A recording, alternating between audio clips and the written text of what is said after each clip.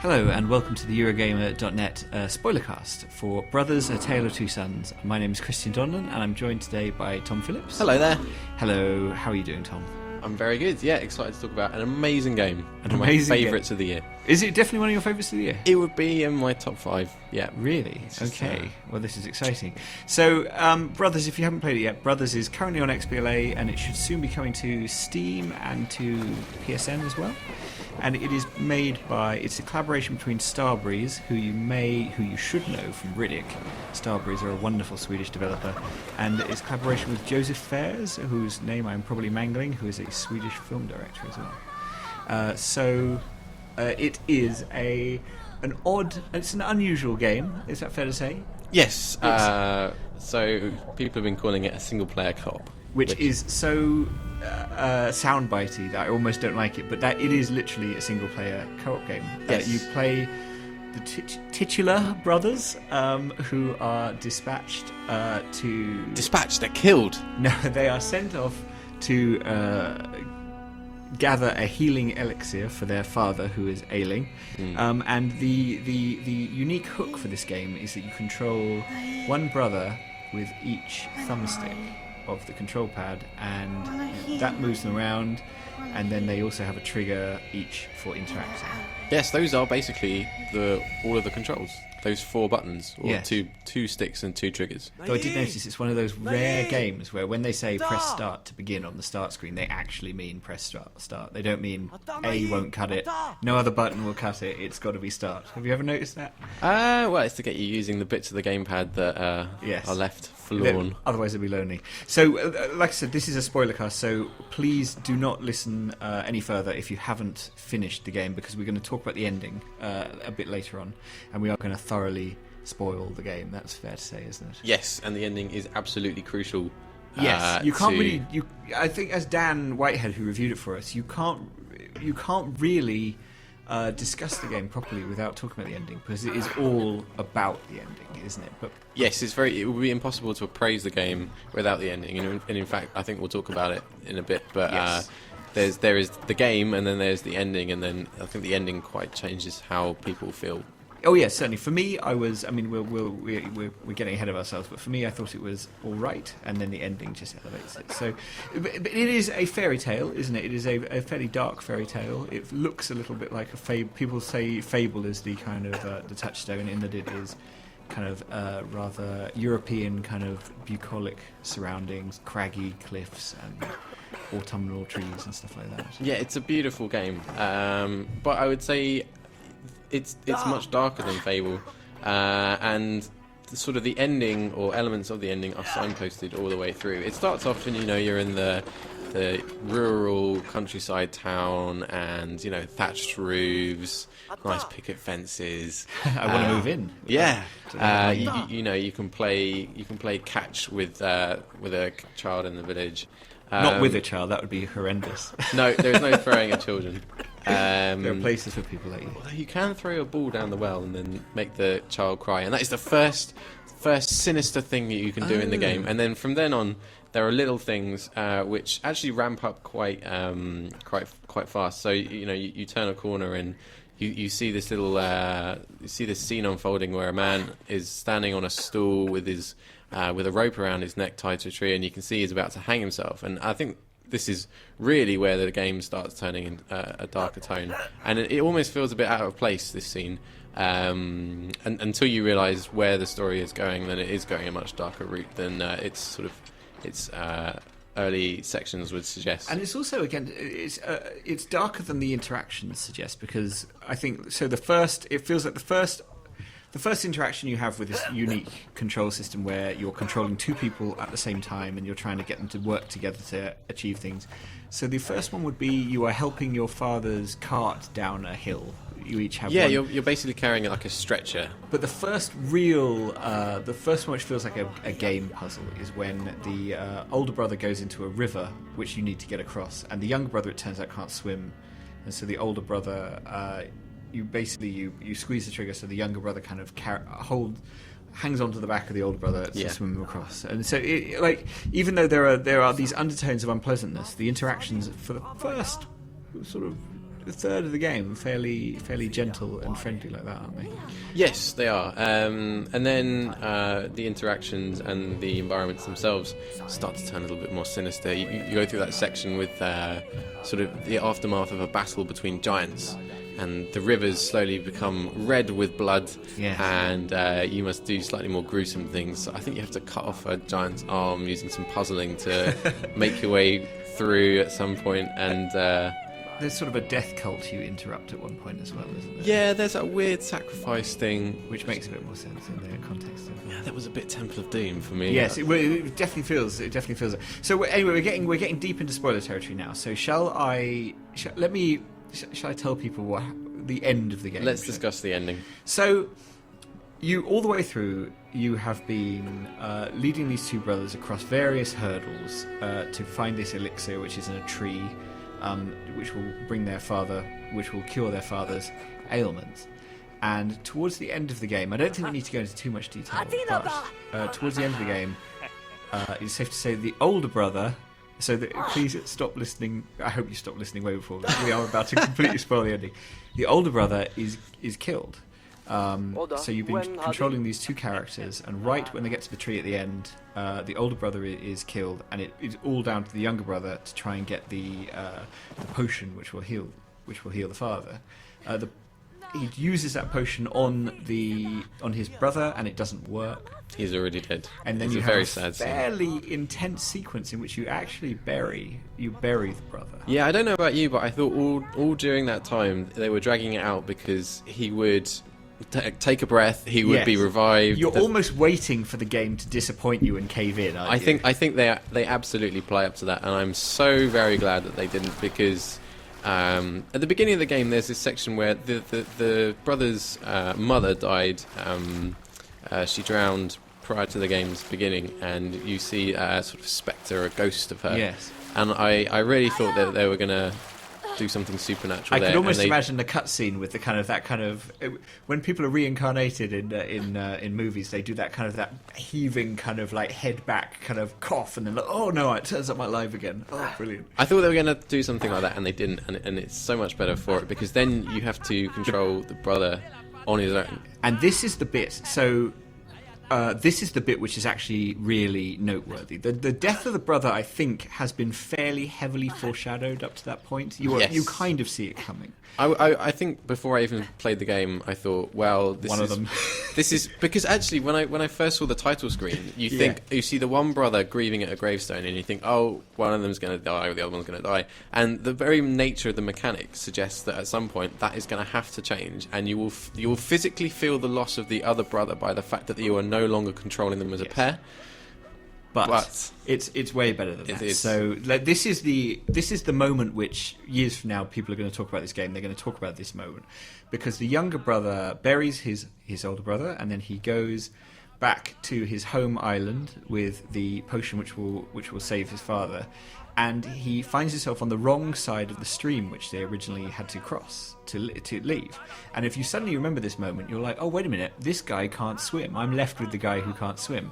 You wade into the water, and there's this moment where this moment can last as long as you make it last, because you're thinking, well, what do I do? I can't go forward. There must be a side route. Maybe you kind of leave the lake and you go back again. And there's no way past this. And then you suddenly...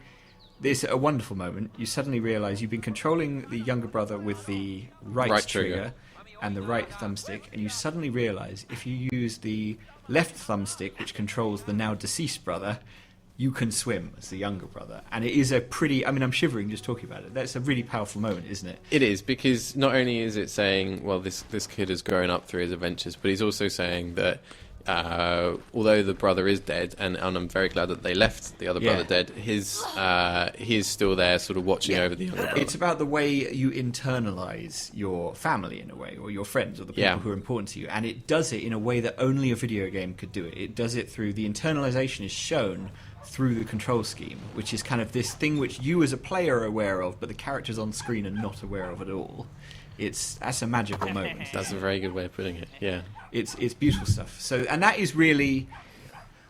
See, the problem I have a problem with this game, and Here we the go. problem is that moment is magnificent, but the rest of the game is building up to that moment. It is a game. Now that we're getting these short, downloadable games, not every game has to be 8 hours long and have to have multiplayer and all these other things. You can see these other sort of structures emerging, and one of them, which is really coming out, you see a lot of Flash games and free to play, not free to play, a lot of free indie games and downloadable games and stuff like this will have almost like a punchline structure. And the movie it reminds me of, and I keep using this example, and it's terrible because no one else has seen this film, but there's a movie called One Night at McCool's, which is not a particularly good film, but it's 2 hours building up to one really stupid sight gag at the end. It's, the whole caper of the film is building up to this one throwaway sight gag at the end, which if you blink for 5 seconds, you will miss the whole point of the movie's been building towards. And Brothers feels a bit like that. It feels like a sort of 3 or 4 hour adventure, which is all put in place to make this moment at the end pay off. And it comes down to the idea that no one ever says, I have a great idea for the middle of the story, do they? They always have like a great idea for the beginning or the end, and the middle just has to kind of... Often the middle, its main role is to put off the ending. Do you know what I mean? Yeah. So in Brothers' case, it's really interesting. You have this moment at the beginning where they're in the lake, and the older brother can swim, the younger brother cannot, and it's your actual first puzzle solving. It feels like your first bit of proper puzzle solving in the game.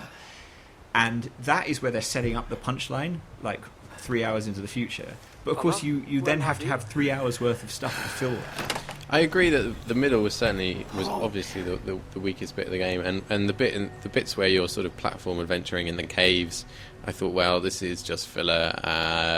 But there are certain other moments, and I think it's a game that's all about these moments. And every so often there'll be something in the narrative which just makes you think, right, this is why I'm still playing. Yeah, I think that's fair. My problem with it is the 3 hours are perfectly fine, and you certainly never get stuck. You never get into any trouble at all. It is very brisk, and there's no obstructions, so you're just breezing through it. It's changing what you're doing every 5 seconds, every 10 minutes or so. You're doing something different. But the problem I have, and I wonder whether this is to do with the involvement of a filmmaker, is everything the game makes you do looks like it's going to be more fun than it is. And so there'll be like a boss fight against a troll, and you think, oh, I get what I have to do here, and this might be quite fun. And it just isn't that much fun. And there's the bit which really feels like a criminal waste to me, is the bit where you are climbing up a mountain, and at the top you see a kind of Da Vinci-style hang glider, and you realise you're going to hang glide off the mountain. Yeah. And that bit is so beautifully paced, you know, the scramble up to the top of the cliff, and then this whoosh of music as you launch off, and then the hang gliding itself is really on rails, and it's got really annoying hitboxes, so you can't tell when you're going to take damage. And I remember when I first got the hang glider, I thought, oh, I'm going to steer, I'm going to go off in this direction, and the game just killed me, because it's like, you can't go off in that direction, you have to go down this channel, which we've kind of...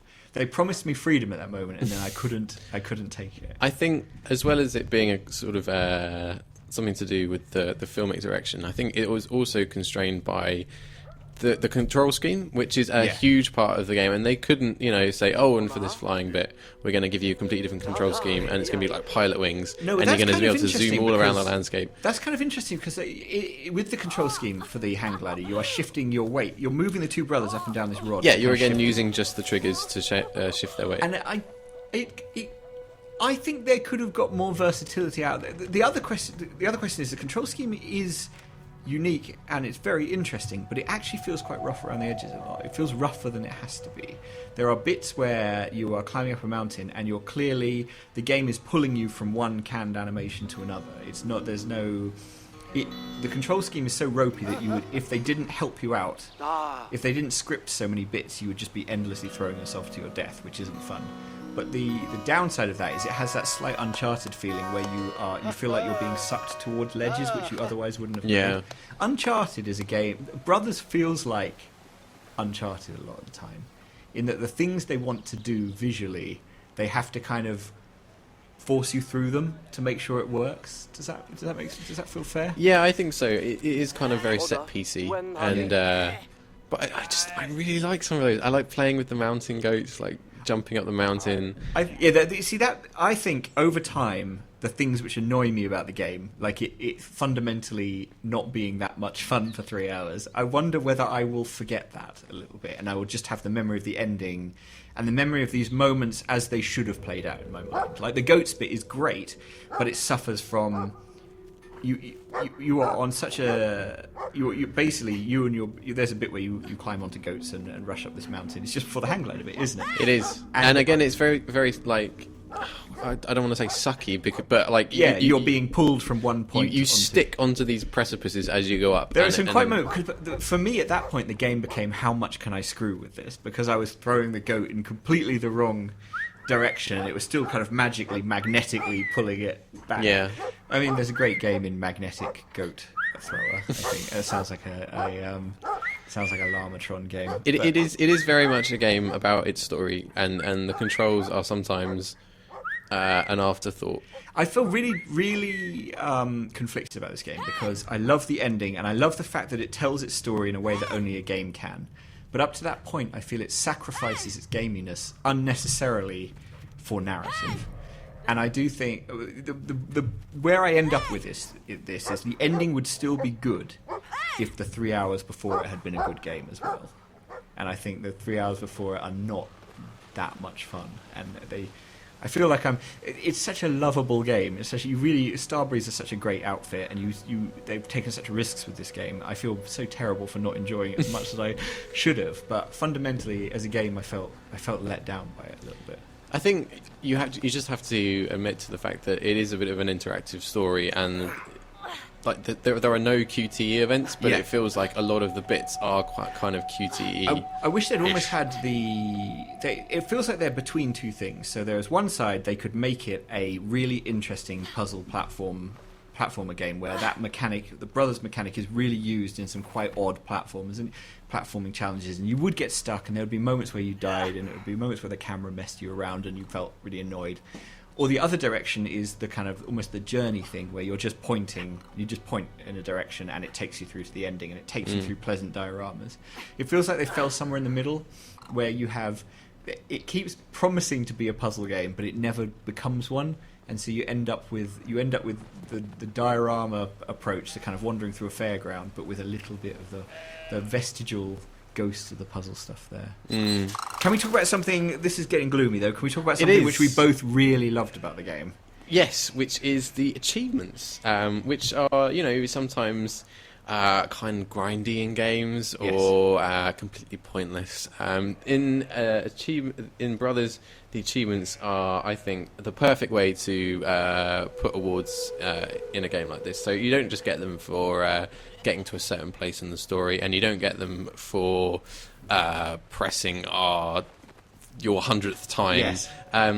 They highlight little, almost Easter egg elements within the game's world, which none of which you would need to complete the game. They are all completely superfluous. Yeah, they're almost about, because one of the things Dan mentioned in his review is that it's actually not a particularly playful game, even though it has this seemingly playful control scheme. There isn't that much leeway for playing around with it. Yeah. But the achievements all highlight things which you will only do if you play around with them. Is that fair? I didn't get any of them without looking at them, and I don't think I got any of them without knowing that they were there in some way. I was messing around with the rabbits, and I dropped one in the campfire ashes, and it turned black. And because all the other rabbits were black. Oh, ashes. No, that's fine. You're not a monster. No, it wasn't on fire. No. And there were a few other things. So I thought that throwing the ball into the hoop when you're playing with the villager was going to be an achievement. So I spent about 5 minutes lining up a slam dunk.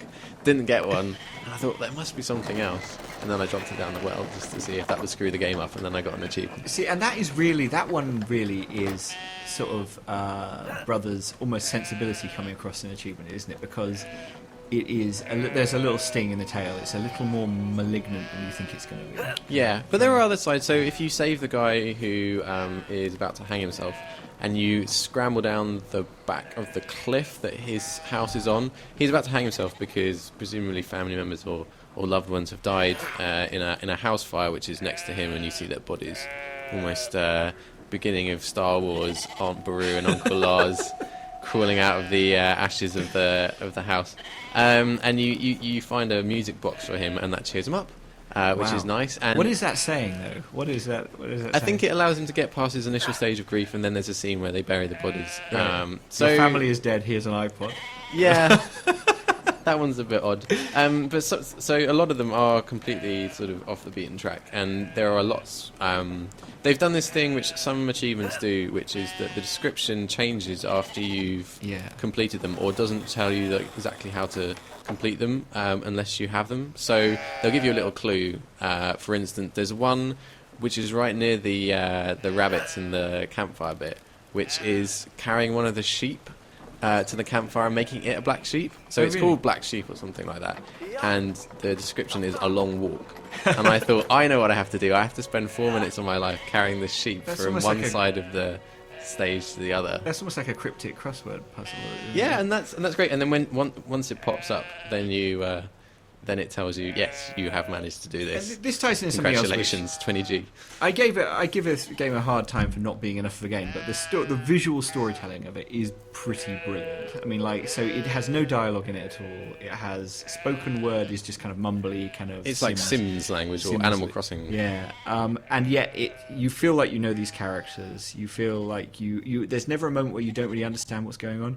And if you go back to the Temple of Doom moment, the sacrifice, that's a complex thing that you have to do, and it guides you through solving that puzzle in quotes. It guides you through that moment pretty effortlessly. It is really fascinating to see.